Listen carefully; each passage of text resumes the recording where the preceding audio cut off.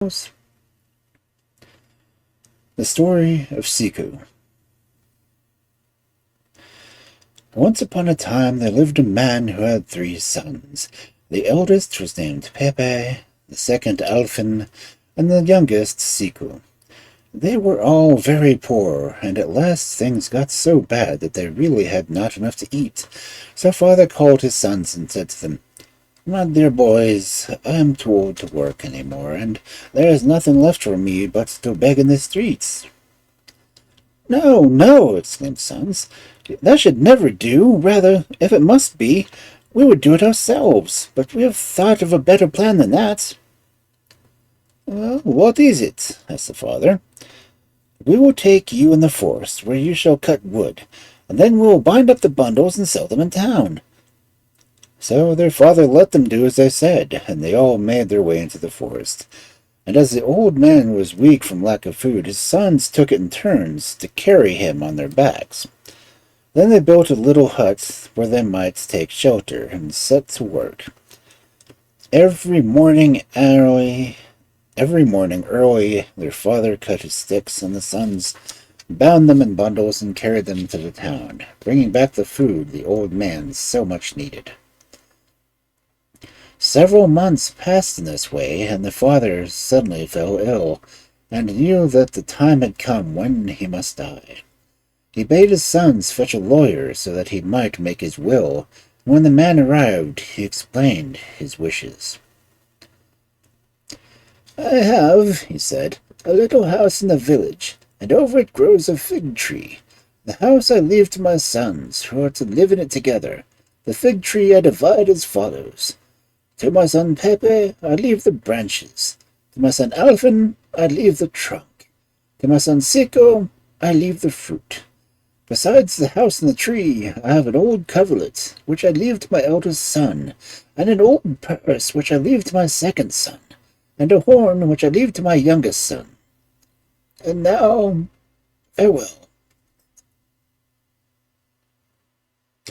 Thus speaking, he laid himself down and died quietly. The brothers wept bitterly for their father, whom they loved, and when they had buried him, they began to talk over their future lives. "Well, what shall we do now?" they said.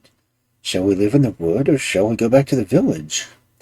And they made up their minds to stay where they were, and continue to earn their living by selling firewood.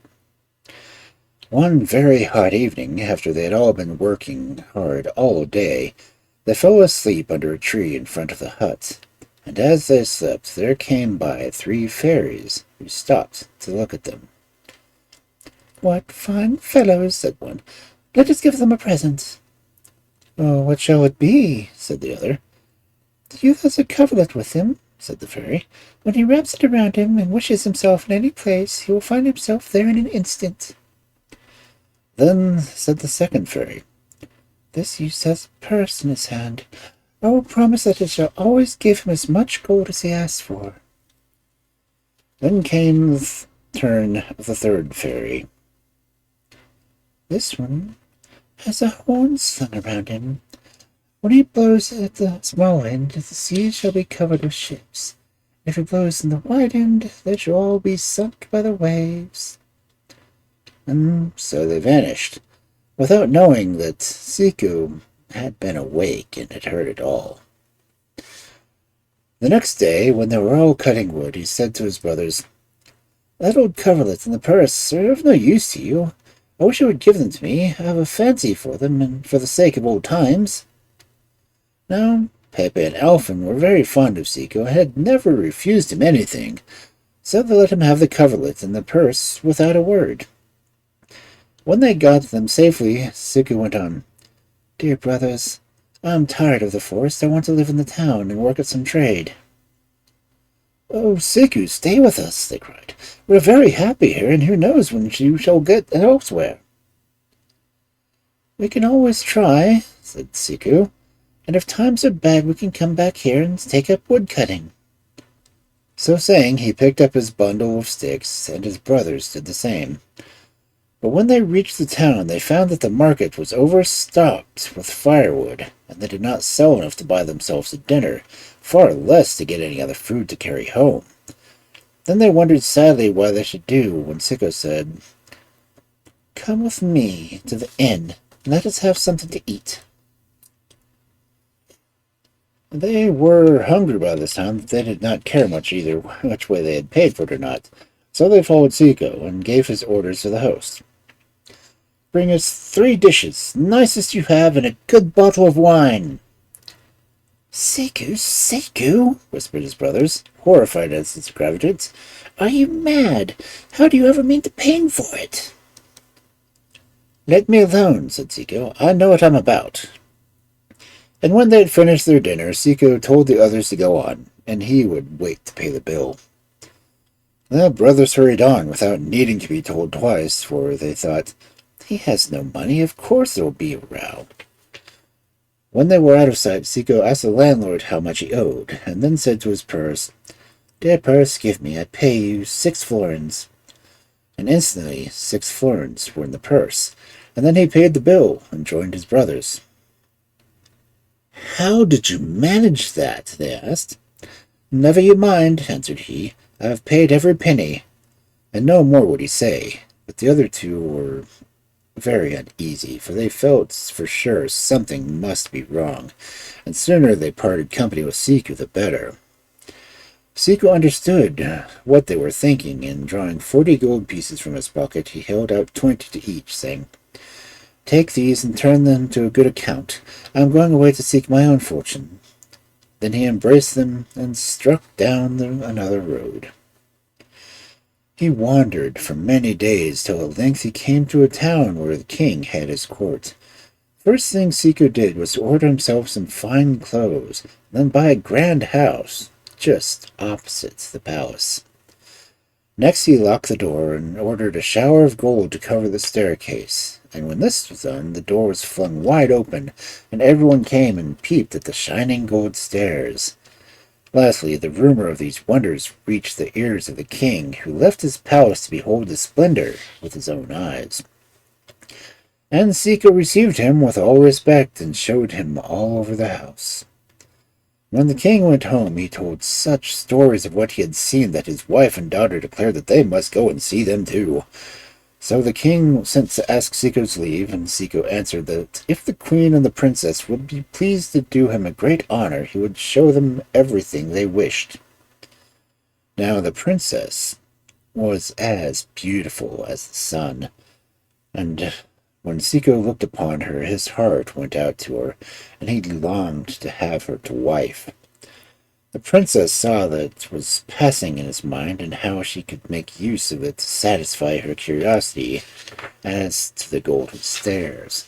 So she praised him and flattered him, and put cunning questions till at length Ciccu's head was quite turned, and he told her the whole story of the fairies and their gifts. Then she begged him to lend her the purse for a few days, so that she could have made one like it, and so great was the love he had for her that, of course, he gave it to her at once. The princess returned to the palace, taking with her the purse, which she had not the smallest intention of ever restoring to Ciccu, and very soon Ciccu had spent all the money he had with him, and could get no more without the help of his purse.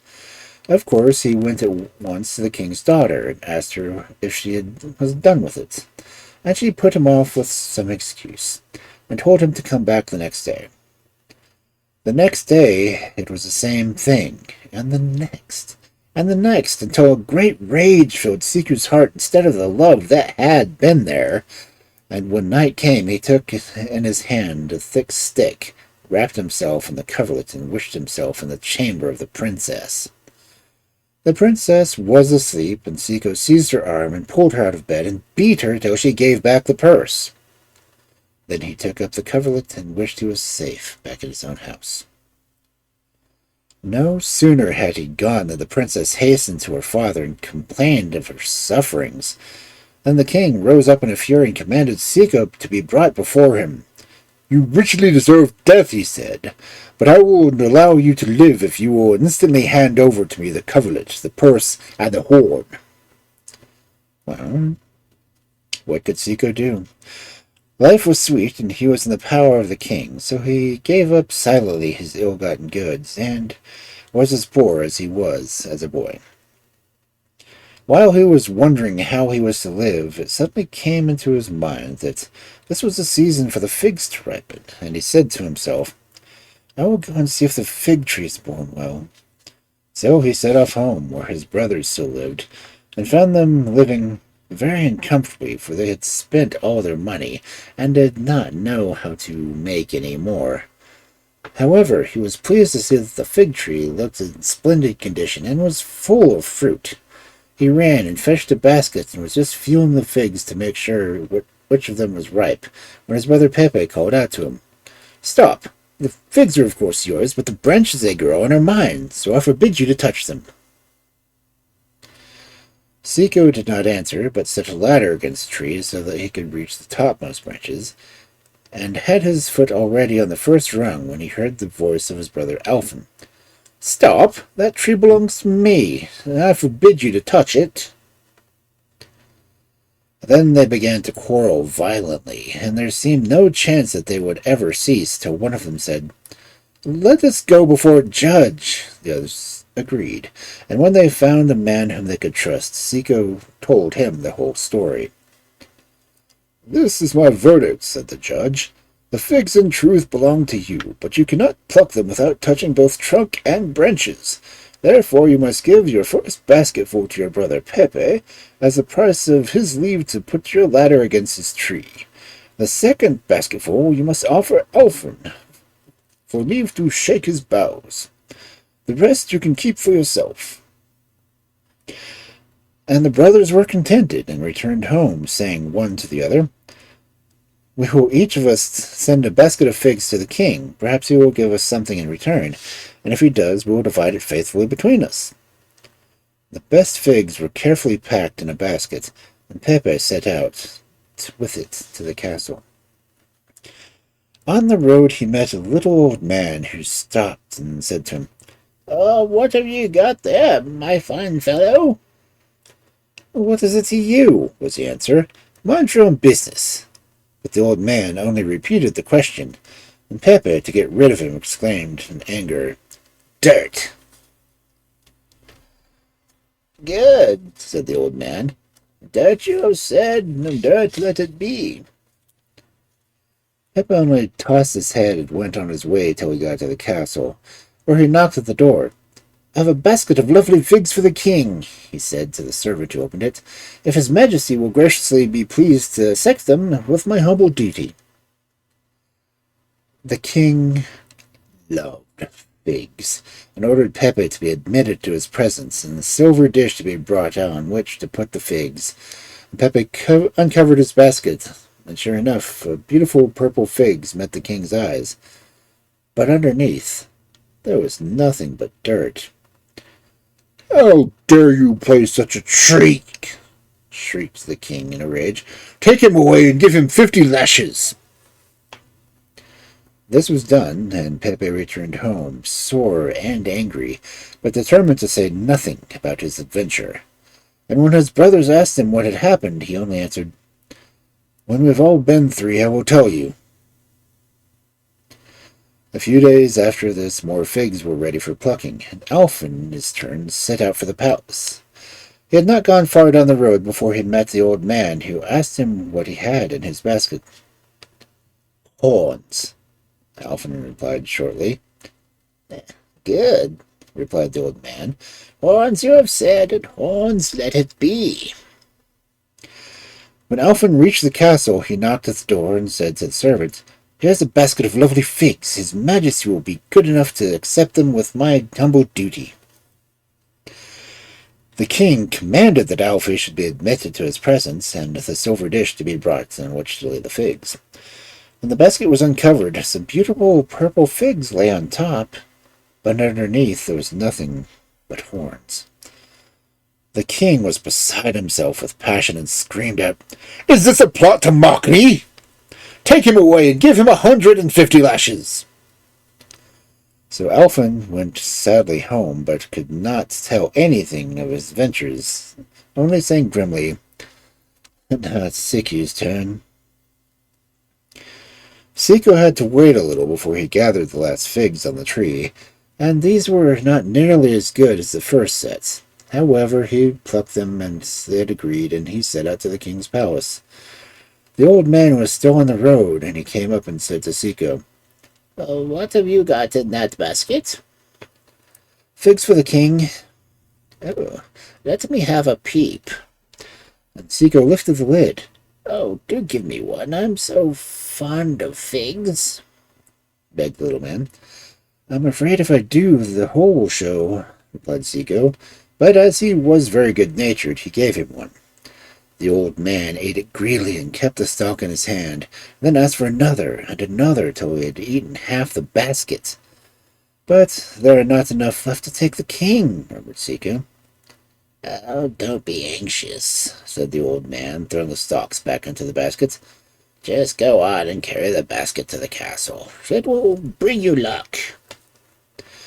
Ciccu did not much like it. However, he went on his way, and with a trembling heart rang the castle bell. "Here are some lovely figs for the king," he said, "if his majesty will graciously accept them with my humble duty." When the king was told there was another man with a basket of figs, he cried out, "Oh, have him in! Have him in! I suppose it is a wager."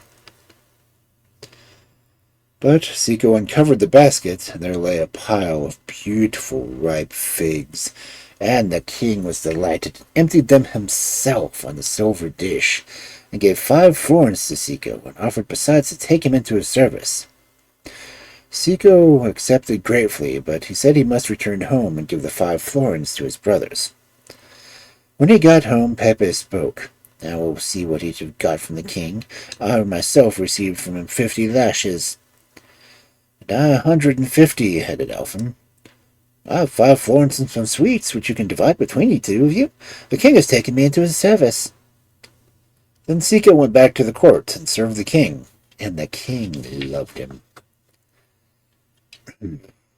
The other 2 brothers heard that Ciccu had become quite an important person, and they grew envious, and thought how they could put him into shame. At last they came to the king and said to him, "O king, your palace is beautiful indeed, but to be worthy of you it lacks one thing, the sword of the man-eater." "How can I get it?" asked the king. "Oh, Ciccu can get it for you. Ask him."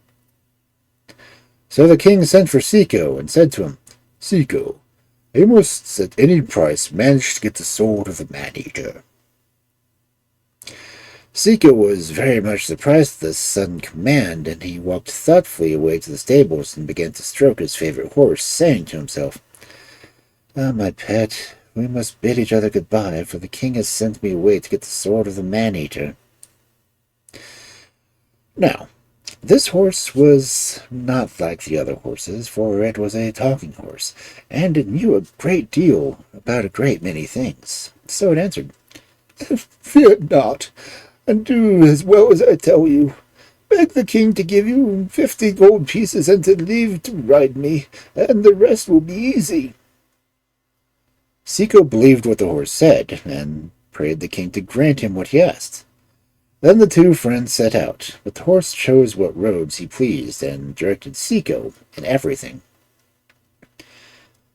It took them many days, hard riding, before they reached the country where the man-eater lived, and then the horse told Ciccu to stop a group of old women who were coming chattering through the wood, and offer them each a shilling if they would collect a number of mosquitoes and tie them up in a bag.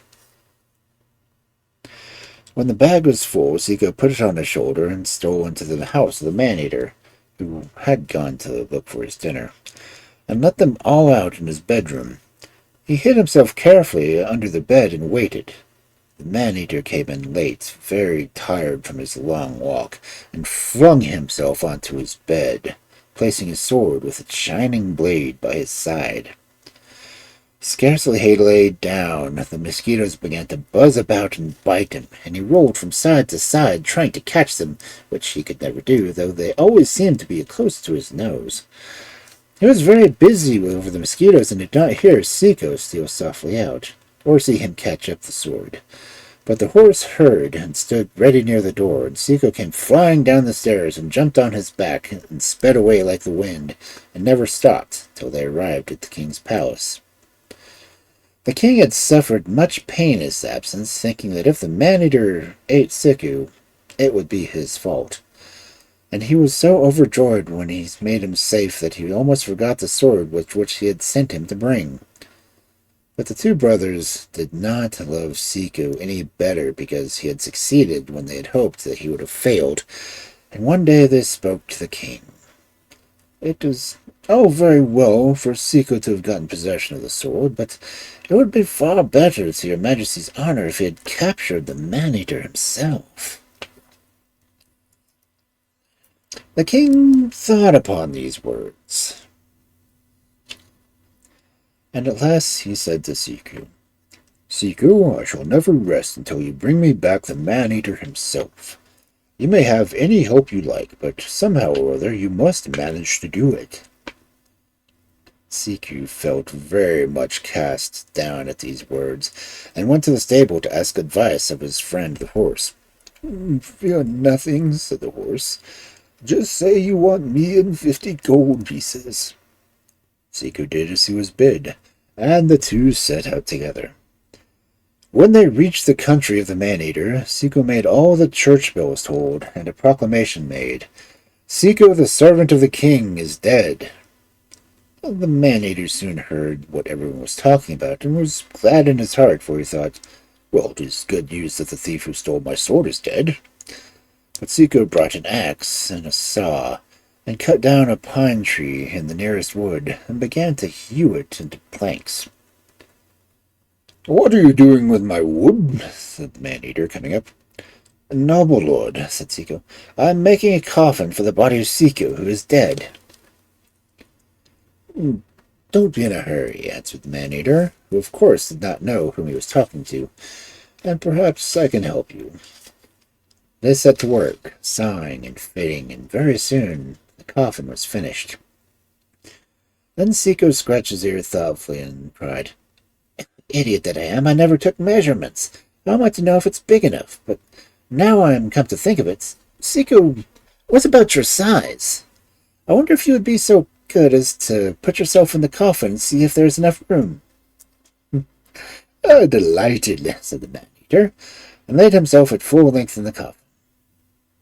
Ciccu clapped on the lid and put a strong cord around it and tied it fast on his horse and rode back to the king. When the king saw that he really had brought back the man-eater, he commanded a huge iron chest to be brought and locked the coffin up inside it. It was about this time that the queen had died, and soon after the king thought he should like to marry again. He sought everywhere, but he could not hear of any princess that took his fancy. Then the two envious brothers came to him and said, Oh, king, there's but one woman that is worthy of being your wife, and that is she who is the fairest of the world. But where can I find her? Said the king. Oh, Ciccu will know, and he will bring her to you. Now the king, who had got used to depending on Ciccu, thought that he really believed that he could do anything. So he sent for him and said, Ciccu, unless within 8 days you bring me the fairest in all the whole world, I will have you hewn into 1,000 pieces. This mission seemed to Ciccu 100 times worse than either of the others, and with tears in his eyes he took way to the stables.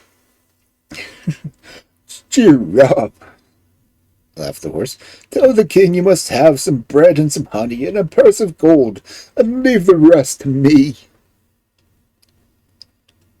Ciccu did as he was bid, and they started at a gallop. After they had ridden some way, they saw a swarm of bees lying on the ground, so hungry and weak that they were unable to fly. Get down and give the poor thing some honey, said the horse, and Ciccu dismounted.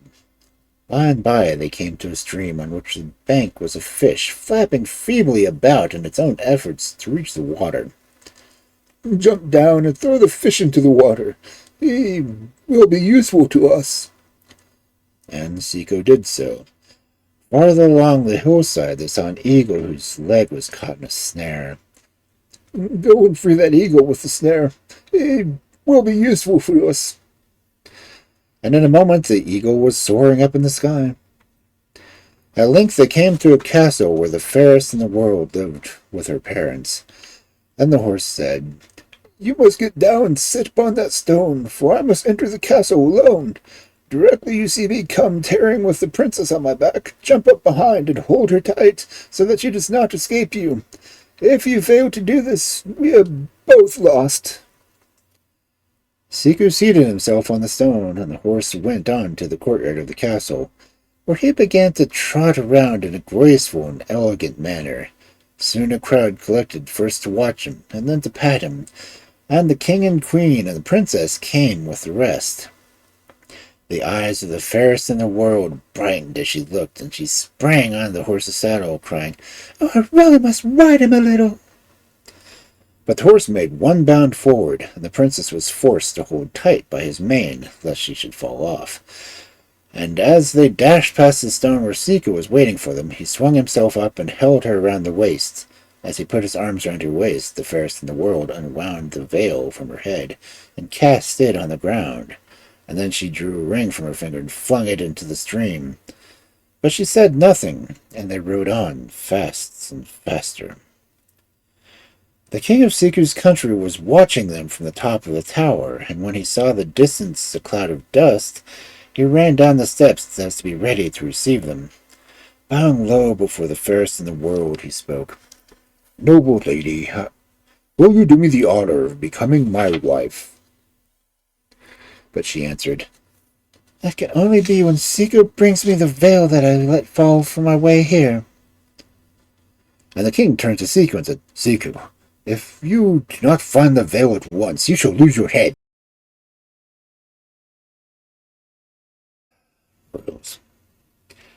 Ciccu, who by this time had hoped for a little peace, felt his heart sink at this fresh errand, and he went into the stable to complain to his faithful horse. "It will be all right," answered the horse, when he had heard this tale. "Just take enough food for the day for both of us, and then get on my back." They rode all the way back till they reached the place where they had found the eagle caught in the snare. Then the horse bade Ciccu to call 3 times on the king of the birds, and when he replied, to beg him to fetch the veil which the fairest in the world had let fall. "Just a moment," answered the voice that seemed to come from nowhere, very high up indeed. "An eagle was playing with it just now, but he will be here in an instant." And a few moments after there was a sound of wings, and an eagle came fluttering towards him, with the veil in its beak. And Ciccu saw it was the very same eagle that he had freed from the snare. So he took the veil and rode back to the king. Now the king was enchanted to see him so soon, and took the veil from Ciccu and flung it over the princess, crying, "Here's the veil you asked for. Now I claim you for my wife." "Not so fast," she answered. "I can never be your wife till Ciccu puts on the ring and the finger I threw into the stream." So Ciccu, who was standing by, expected something of the sort, bowed his head when he heard her words, and went straight to the horse. "Mount at once," he said. "This time it is very simple." And he carried Ciccu to the banks of the little stream. "Now call 3 times on the Emperor of Fishes, and beg him to restore you the ring the princess dropped." Ciccu did as the horse told him, and a voice was heard in answer that seemed to come from a very long way off. "What is your will?" it asked. Ciccu replied that he only commanded to bring the ring back that the princess had flung away as she rode past. "A fish is playing with it right now," answered the voice. "However, you shall have it without delay." And, sure enough, very soon a little fish was seen rising to the surface with the lost ring in its mouth. And Ciccu knew him to be the fish that he had saved from death, and he took the ring and rode back with it to the king. That is not enough, exclaimed the princess when she saw the ring. Before we can be made man and wife, the oven must be heated for 3 days and 3 nights, and Ciccu must jump in. And the king forgot how Ciccu had served him and desired him to do as the princess had said. This time Ciccu felt that no escape was possible, and he went to the horse, laid his hand on his neck. Now, this is indeed goodbye, and there is no help to even be gotten from you. And he told him the fate that he awaited. But the horse said, Never lose heart. Jump on my back and make me go till the foam flies and fucks about me. Then get down and scrape the foam with a knife. This must rub all over you, and when you are quite covered, you will suffer yourself to be cast into the oven, for the fire will not hurt you, nor anything else. And Ciccu did exactly as the horse bade him, and went back to the king, and before the eyes of the fairest in the world he sprang into the oven. When the fairest in the world saw what he had done, love entered into her heart, and she said to the king, One thing more before I can be your wife. You must jump into the oven as Ciccu has done. Willingly, replied the king, stooping over the oven. But on the brink he paused a moment and called to Ciccu. Tell me, Ciccu, how did you manage to prevent the fire burning you? Now Ciccu could not forgive his master, whom he had served so faithfully, for sending him to his death without a thought. So he answered, I rubbed myself all over with fat, and I'm not even singed. When he heard the words, the king, whose head was full of the princess, never stopped to inquire if they could be true, and smeared himself all over with fat, and sprang into the oven. And in a moment the fire caught him, and he was burned up.